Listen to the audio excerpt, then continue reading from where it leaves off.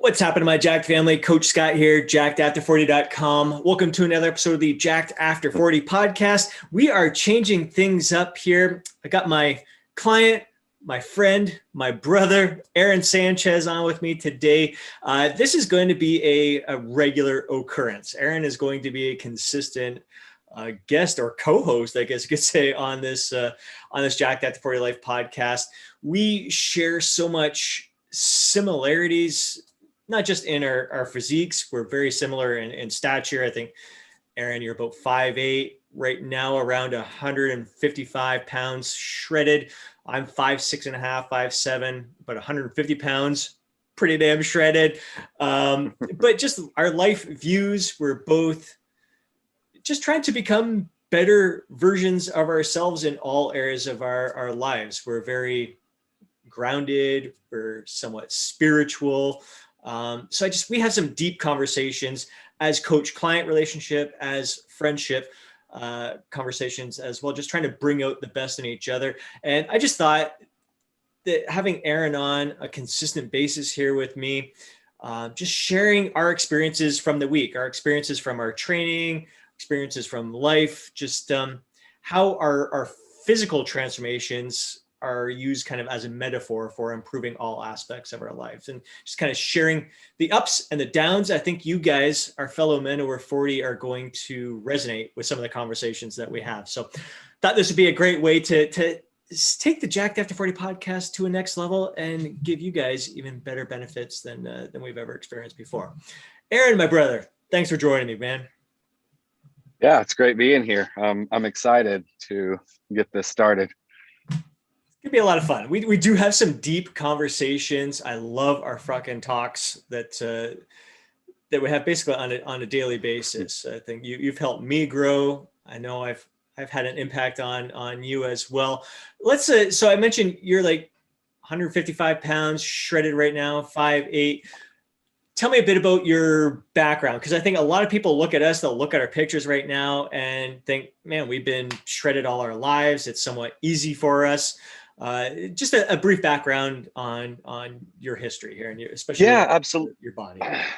Oh, absolutely. So I did not, while I was athletic, I think I've always been athletic in growing up, played sports from a very, very early age, but I've always yo-yoed with my weight. I was always the husky kid. I just happened to move really well with the weight. And of course I was never skinny. It was never skinny. It was, I was always playing sports. And so I think that kept my weight under control, but I was also always called husky. I had to buy husky clothes. I'm talking as far back as I can remember. And so it wasn't, I have never had a six pack in my life until probably, honestly, till my 30s. So not even in my 20s. And what kind of brought me to my fitness journey is after high school, when sports stops and I'm in college and I'm working, having to support myself, put myself through college. I started taking to booze pretty heavily, and it was fun, going through that whole thing. But after about 3 or 4 years, is in my early 20s, I was 21, 22, and he was drinking, 12 to 15 beers 5-6 nights a week. And one particular night, I get home after a late shift with some buddies, and I'm poor at the time, poor college guy, and living in Texas. And there's this restaurant called Taco Cabana, which is like a local Taco Bell, really good, still really good, pretty authentic. You could get what was called a Cabana bowl, and at that time, I could get 2 meals out of it, and it was like $3. So like dirt cheap. So I get my normal, it's 3 o'clock in the morning, I get my normal Cabana bowl. there at my apartment that I was sharing with my brother and eating it, watching a movie. Next thing I know, I wake up and I had used the Cabana bowl as my pillow. And like, it's like food's just like caked from my hair down my face. And I go in the bathroom, and like in that moment, it was like, I can't do this anymore. It wasn't a like, well, you know, maybe I should cut back. It was a like, I can't do this anymore. And so right then and there, I used Google, which was much different then than it is now. But I basically, you know, got the magazines, and I followed the bodybuilding lifestyle. I ate religiously every 2 hours, carried protein bars, always had shakes, gave up drinking for a period of time. At my heaviest then, I was 203 pounds. I was not working out at all. And so I started to do, you know, weight training, probably terribly, as whatever program I was following. And, you know, I did cardio 5, 6 days a week. I remember when I would still go out and meet up with friends, and I would be on the treadmill for an hour and a half before going out. And I'd take my protein bars, and I was drinking my water. And, you know, steadily over, I can't even remember how long you know, I was dropping pounds pretty consistently doing that. And of course, then my love for training grew, and I was, you know, searching out different avenues. And, you know, during the time, I think at my lowest in like 2007, which is funny, is I'm not too far off that. I think I got down to about 147, but it was scrawny. It was like a scrawny 147. And I was doing like CrossFit and some other, you know, modalities, but I loved training. I loved training and being active. And, you know, then I've kind of done it all. I did keto before keto was cool, and intermittent fasting and precision nutrition. And yeah, I've kind of run the gamut. That's kind of that'll tie into something that we were discussing just a couple of days ago. First of all, like our stories are somewhat similar in regards to, it was like my early 20s to mid 20s when I started really packing on the weight, and I shot up to 190 pounds was my peak weight. And I dropped down to 137 pounds when I lost that weight. And that was as 35, 36 years old. So like we got that 10-pound difference from what we gained and what we lost, and then have built up from there. So cool to kind of see the different experiences. Yeah, it was like when I was younger, I could eat anything I wanted, and then the reduced activity in your mid 20s, but still keeping up that party life. And then just the stress of life and everything after that crept up there. But kind of talking about, like, both of us we're pretty open-minded and kind of willing to try different things, and we don't follow anything as dogma. We just kind of take what we like from something and apply it to our own lives. And the conversation we were having earlier this week was not just in regards to nutrition, but like spirituality and everything. I think it's because we're both listening to the audio book Can't Hurt Me, and just talking about like reading certain books and taking, all right, I like that practice. If I just read something on Buddhism or Taoism, like, this is something I like from it, I can pull into my life. Just rather than just staying married to a certain approach, we're open to a bunch of different possibilities, and just utilizing what's useful to us and kind of discarding other stuff. Yeah, absolutely. And it's funny that here in, so I guess this is my really, let's say, second full cut with you. And back in my other cut, it wasn't as successful.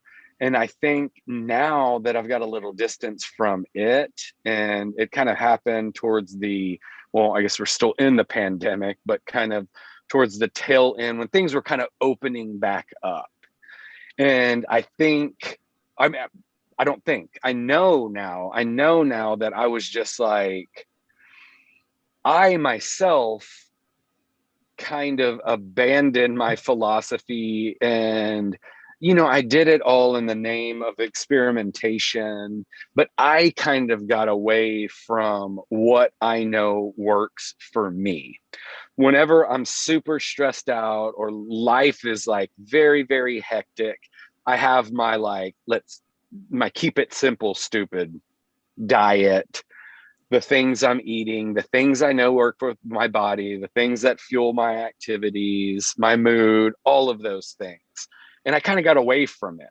And for a little while, I mean, I was, you feel like, oh man, am I ever going to get back? Like, you couldn't really tell necessarily in the mirror so much, but I could tell. Like, I could tell that I was off. I was just a bit off. And this go around, I've kind of got back to my structured meals. I keep it pretty simple day to day. And when my family and we go out to eat, that's when I take the time to, I say, experiment. I just kind of eat things. I just don't want to cook at home, that somebody can do better than me. And I'm just not gonna, I'm not waste the time, but I'm just not gonna do it in my house. Right. Right. Now so to give a little bit of background, I'd say you're damn near the end of this cutting phase. You're freaking shredded, but it's just that final, we know what we want. We have higher standards for ourselves. We know that we just have this drive to, let's see what happens if we can push a little bit further. So we're very, very close, testing the limits here, giving yourself that once you get there, hit maintenance, fill out again, gentle surplus, just own it. It's going to give you lots of space to, if you gain a bit, you're still going to be freaking shredded. So you're in a cutting phase. You're near the end. You're very disciplined. You're by the numbers. You love structure. And then recently you were kind of wondering, like having some feelings of maybe it would be good if you kind of take a diet break for the day and not to pig out, not to go off track, just not track your foods, eat what you want to eat and eat to the point of satiety. So these things were going through your mind. Let's walk them through that process kind of. Yeah, absolutely. So it's funny, in the last day or two, as I've kind of gained some distance and some clarity and everything, I think one of the many byproducts of the pandemic and quarantining is I've kind of started to carry my stress a little bit differently. And whereas before it was, I'm OCD, and it's always manifested, and it does, and it's just like I have the I like to say I'm a perfect imperfect human being. Like, I always want to go there, but I am full of flaws, and I admit those things. I know it, and so it's kind of like a constant struggle with me, no matter what it is. It doesn't, not just in nutrition, not just it's outside of those things. And yeah, I mean, over this past week, I don't know if it was something in the air. I had several buddies reach out to me who were struggling, and so I think it was on the forefront. And I'll be honest, I didn't want to eat healthy. Like, what I wanted to do was go try the top 5 best dessert places in Raleigh, all in a span of 3 hours. And the feeling did not subside over the week. It really didn't. And, I had to really rely on my stoic philosophies, my meditation, and just the things that I know would at least buy me some time, getting out and going for a walk, long walks, to kind of like calm the dragon or the beast, or however you want to describe it. And I knew that through those things, I was just waiting for like the connection to happen, to be like, okay, what's going on? Like a moment of peace to happen. And over the past couple of days, I just realized like how much it was the emotional side. Like it's not a physical day to day. I'm going to bed most nights hungrier, but that going into a diet, that going into a cut, like anybody who tells you you're not going to be hungry during a cut is trying to sell you something. That's just, sure. just as well. Like, yeah, you can do all the tips and tricks. I can drink, 50 sparkling waters. I can try to distract myself. You're going to be hungry. And this was a emotional hunger. Like I would be full in the thought of like, dude, I just want like a tub of ice cream with Oreos, fudge. Maybe I'll throw a banana on there to make myself feel better in my head. But, I never actually did those things. And then, today's Tuesday.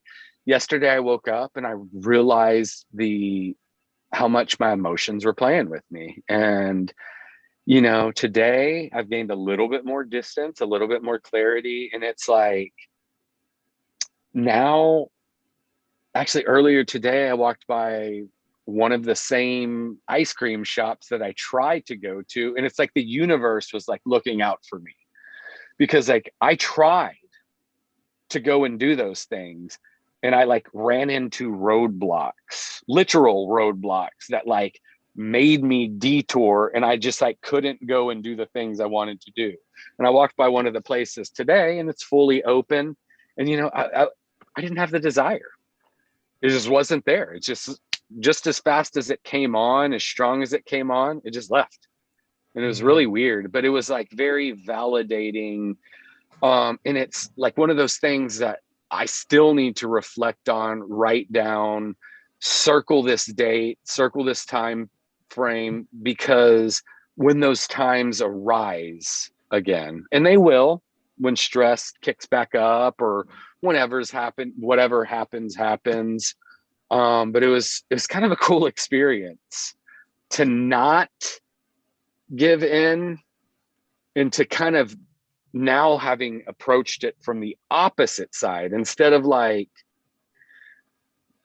giving into those things and then wondering, well, what would have happened had I not? Now I'm on the other side and it's like, okay, my body's still responding to the cut. My energy level's good. Everything I eat in a day, I look forward to. So it wasn't that. And it was just like, okay, so this is how some of your stress manifests itself. And Right. so it was a life lesson.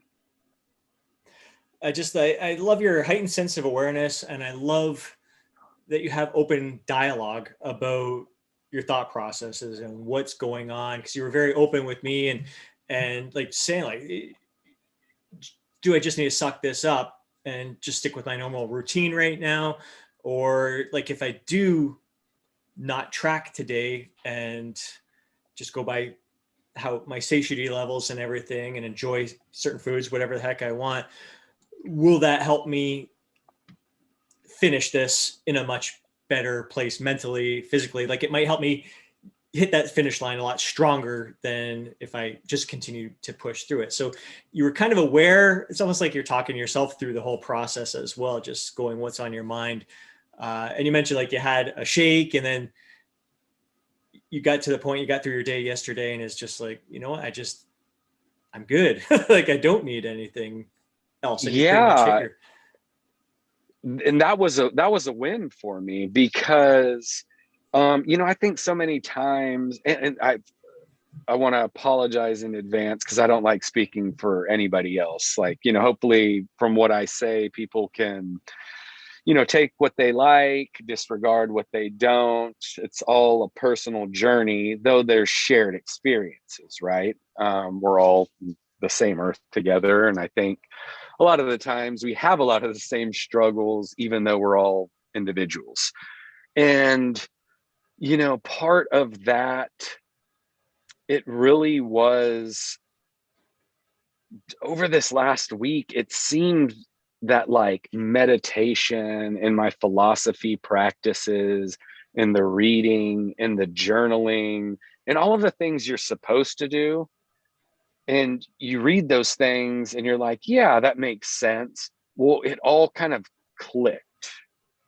And for me, I remember after a pretty intense meditation session, I realized what it means to like truly for me to be introspective and how I approach things and how I approach that practice and what I'm hoping to get out of those things.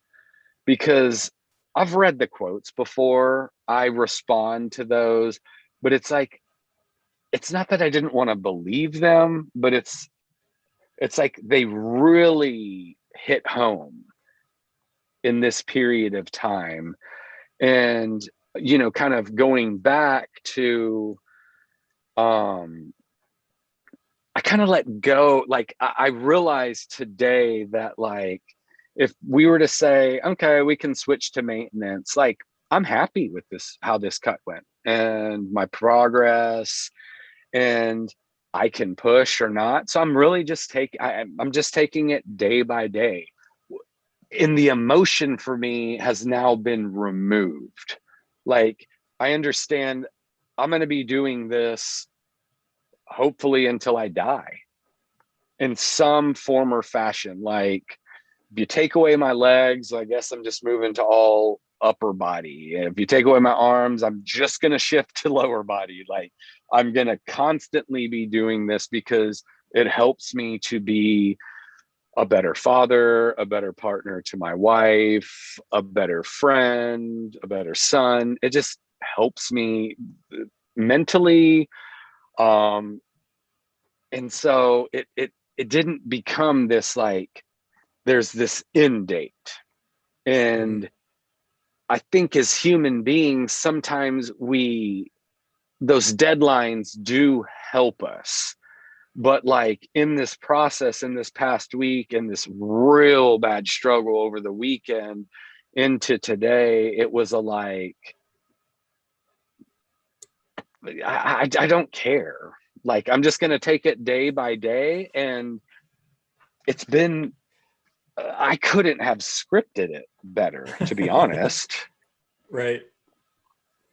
Yeah, definitely lots of learning lessons along the way throughout this week. Like, yeah, it's so like we always say, like the struggles present opportunities for us to learn and grow. And seeing you learn and grow throughout this past week has caused me some self-reflection and how I handle some of the life stresses. Cause it was a stressful week for me as well, especially like Friday, getting the news that we were going back into like a stay at home order. Yeah. And it was like crazy severe, like for me living on my own, it was basically like solitary confinement. I'm trying to date and to not be able to do those kinds of things right now I was like, what a slap in the, like, it's already been a tough enough year. Things were just starting to look good and then like pulled away from me. And like, I didn't want to vent my frustration. I didn't want to complain to the world, but I was feeling it. Like I was not feeling like for the first time during this lockdown, I was like, fuck this shit. And I ended up again, turning to food to kind of, I don't want to say deal with the emotions and all that, but it started, I think you and I were having a conversation. It was the afternoon, and I went and grabbed a bag of M&Ms and a beer, and I enjoyed that. And then I was like, I want to, I not to cut you off, but I think I started to pick up on it was not to share misery, or it wasn't like that. It wasn't a like Scott's human, like you're open and honest. But I think it's okay. The dialogue I've noticed over the past few days in it, like, it's okay if you used food as a crutch. It's fine Mhm. because you learned from it. And to see that your coach and you're so disciplined and that you struggle just goes to show, I mean, we're human. And even if we love our breakfast, our lunch, our snacks, even if we allow ourselves treats and we can go and do those things, that doesn't mean they're always going to hit us in the same way. And so for me, seeing you go through those things, it provides even more motivation. And to say, this, I mean, again, lending to the, like, we're all humans trying to find our own paths on this earth and to find what makes us work. And we all have struggles. And I mean, let's be real. Like, I tell my two boys, they're young and they're just figuring things out, but like, I'm open and honest with them when they have questions. I'm like, dude, yeah, I would, if it was my choice and calories didn't matter, I'm probably starting my day off with frosted flakes, and then I'm going to go for some pie. Like, I love those things. They're good. They Mhm. are really good. But in real life, when I eat too much of those things, my digestion is off. My workouts aren't as good. My sleep is affected. Sex drive is affected. My moods, my recoverability. So it's finding the balance is constantly shifting. So I'll let you get back into it. But I think it, I just want to stop you and say that it is okay if you turn to food. So what? You're human. Yeah. And you lived, and now you're telling your story. That's right. Exactly. And yeah, and the key point, I think the big thing now, past few years and everything, is like having a night like that or a weekend like that. There's like zero guilt. There's zero regret. Like I enjoyed every single one of those M&Ms. I had chips for dinner. I loved the chips. I had a few craft beers. Yeah, it was great. I love, no regrets about that at all. And then it just, like you said, I think we had another conversation about it all. Like, I didn't, even though I ate the chips, I ate the M&Ms, I had the beers, I didn't eat, like, I wasn't like, oh my God, I feel like complete shit right now. Like, we have you and I both are at a point where we don't enjoy feeling stuffed. Mm-mm. We get to that point where we're like, you know what, like, eating, I'm full. Like, when you check yourself and you're like, I'm full. Why do I want it? Why would I even go for anything else to eat? Like, it's just going to make me feel like crap. It's not, I'm not even going to taste it really. I'm not even going to get the enjoyment that I typically would No. from that food if I was hungry at the time. So, yeah, I didn't eat the best quality food. I didn't feel as good at it as I normally would when I'm eating my nutrient rich meals, but I enjoyed every single second of it. But clearly, like, those choices were choices made on an emotional basis there. It wasn't like, it wasn't even like, oh man, I really want these foods, or I don't know. It was just like, fuck the government. I'm going to eat M&Ms and Yeah, chips. yeah. That was my response Uh, for it. I dealt with it. I felt better afterwards. And now I'm back to my normal eating right now. And it's just, when you get back to eating my nutrient rich meals, the regular foods that you and I enjoy, like, fuck, this is why I eat like this. I feel so much better. Not that the other foods are bad or anything. It's just like, they're good once in a while. Like, just enjoy it. But yeah, loving the nutrient rich food. So I had a little off fuck it moment, and yeah, definitely human, learned from the experience. Like I said, I'll have plenty more of those, but the off fuck it moments now are so different from 5 years ago, 10 years ago, where I would eat to that point of just pure gluttony, the acid reflux, to just feeling gross and disgusting. And that just, it wasn't enjoyable. There's nothing about that experience that was enjoyable. Whereas now, when I have those off fuck it moments and I keep it to the point of within reason and responsibility, I'm like, that was fun. It's no big deal. Let's get back to normal again afterwards. So, and it's just oh, no, go ahead. Yeah. The next day it's just eat a little less the next day, because I'm not as hungry after the day before, and just move on. It's just like anything else. We talk about it in terms of working out, nutrition, and that kind of thing, but it applies to anything else. When you make a mistake, like, what would you tell your kids? Or like, if a stoic principle is to kind of talk to yourself in third person, to see yourself from above, as if you were giving advice to a friend and not yourself. And it just, like, it doesn't matter if it was food or you make a mistake and then you just move on and you just get back to your routine and your baseline, and that's it.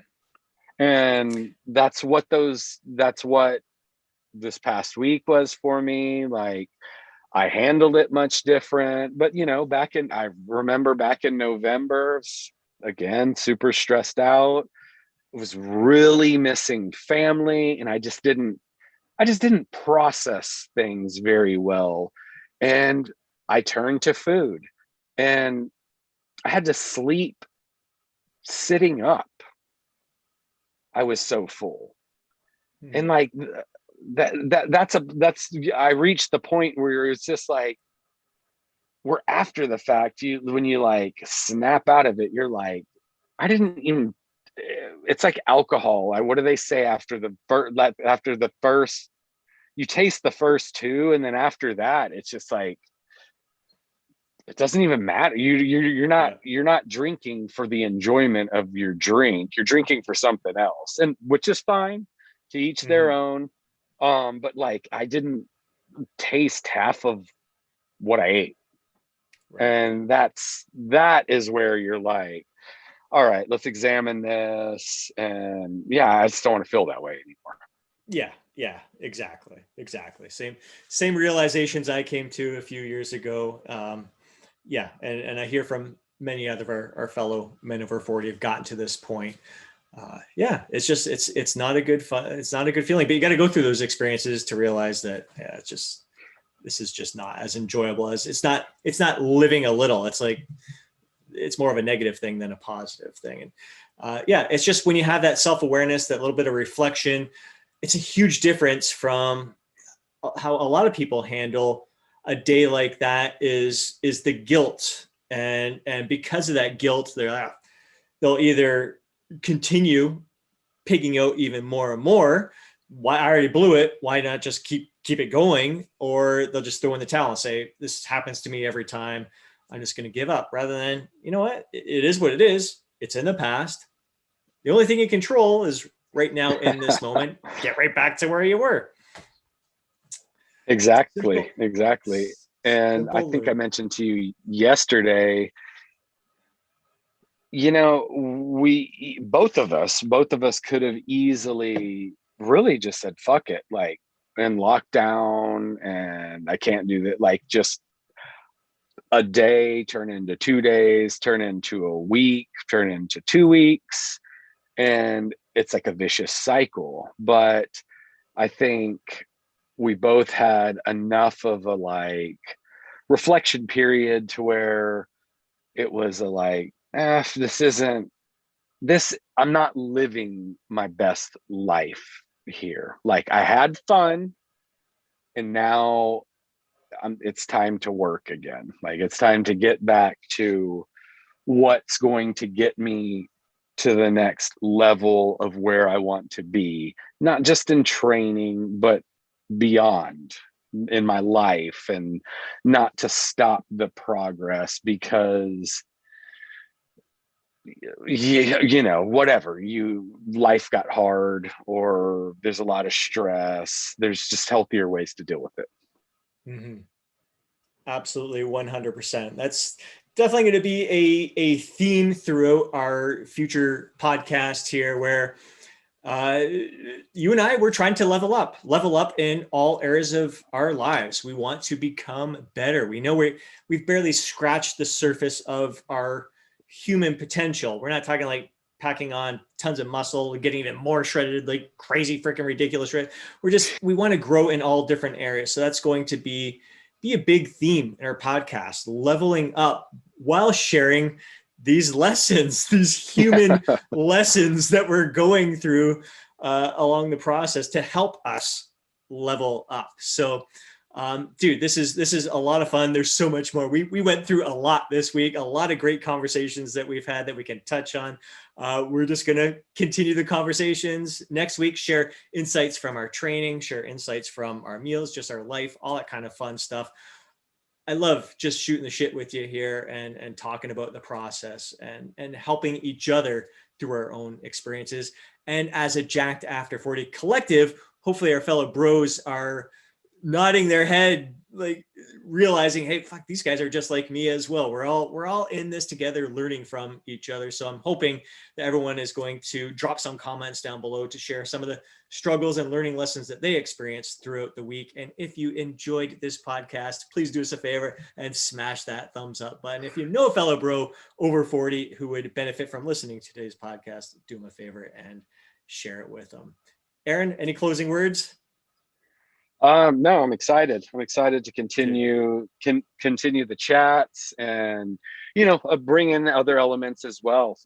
Some of the books or the audiobook that I recommended to you, get our feedback on that, what you took away from that, how we didn't all agree with it, but it did bring to light some of the areas where, maybe we can push a little harder. Maybe we can eke out a little bit more gains, and switching that mindset to not, as much as I thought I was pushing, to say maybe I not got complacent, but like I can give more. I can give more. I can give more to this life in a smart, intelligent way. So yeah, we'll absolutely. Discussion for sure. That's because I think that's the big thing with that book. We'll save that for another podcast, because that's a deep conversation that we need to explore, pushing ourselves, but intelligently when it comes to something like this. But just, realizing we're just scratching the surface with our potential. I'm not going to run 100 miles in 24 hours with no training. So for sure. 100%. All right. That's a glimpse of what'll come in the next week's podcast. Again, I hope you guys enjoyed this episode. Catch you next week. Have a great day.